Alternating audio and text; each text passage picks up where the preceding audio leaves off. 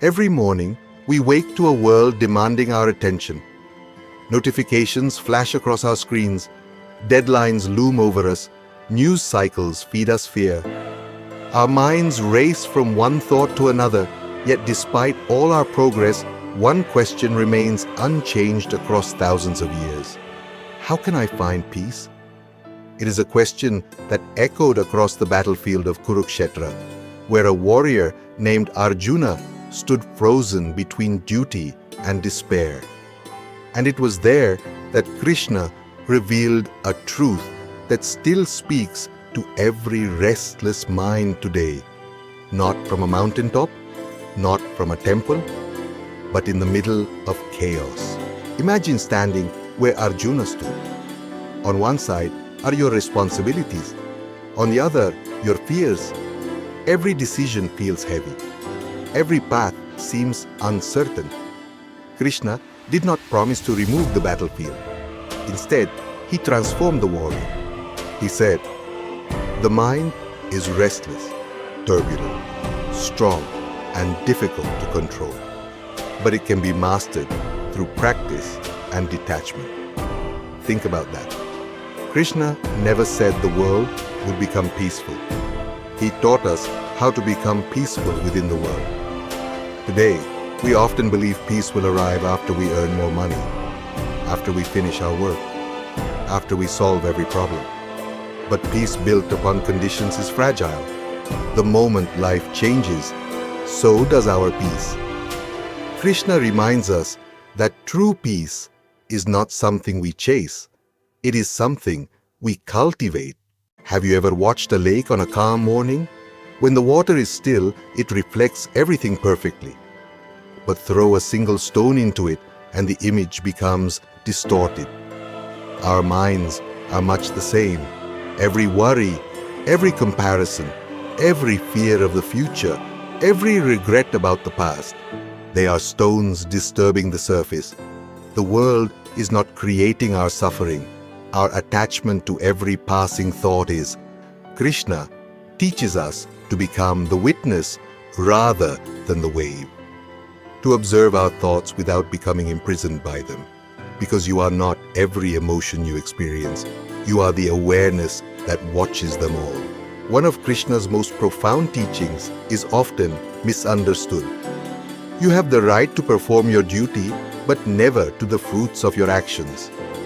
This isn't an invitation to stop caring. It is an invitation to stop carrying unnecessary burdens.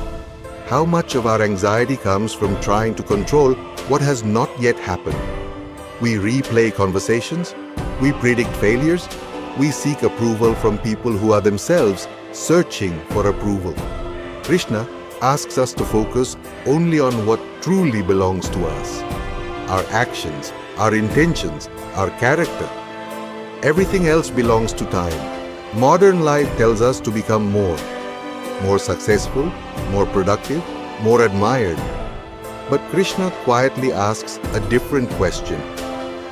Who are you when all of those labels disappear?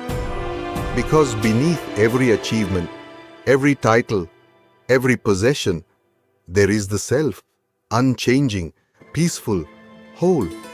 The world encourages us to constantly become someone else. Krishna invites us to remember who we already are. There is another lesson hidden within the battlefield itself.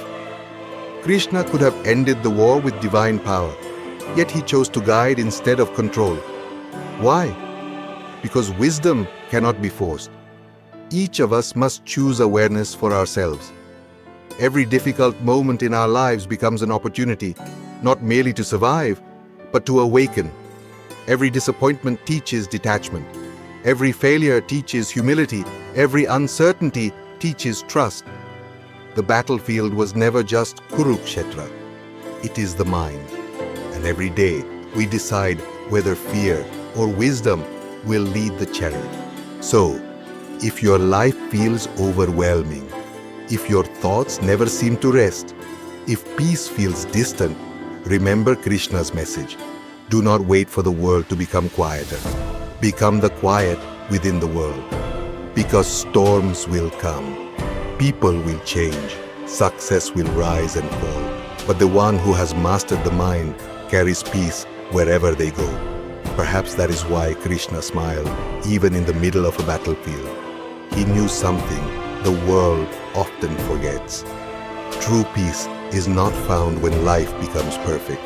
It is found when the soul remembers its eternal nature, and that truth remains beyond time. If Krishna's timeless wisdom spoke to you today, consider subscribing to Truth Beyond Time. Together, we'll continue exploring the profound teachings of the Vedas, Upanishads, and the Bhagavad Gita, uncovering insights that still illuminate modern life.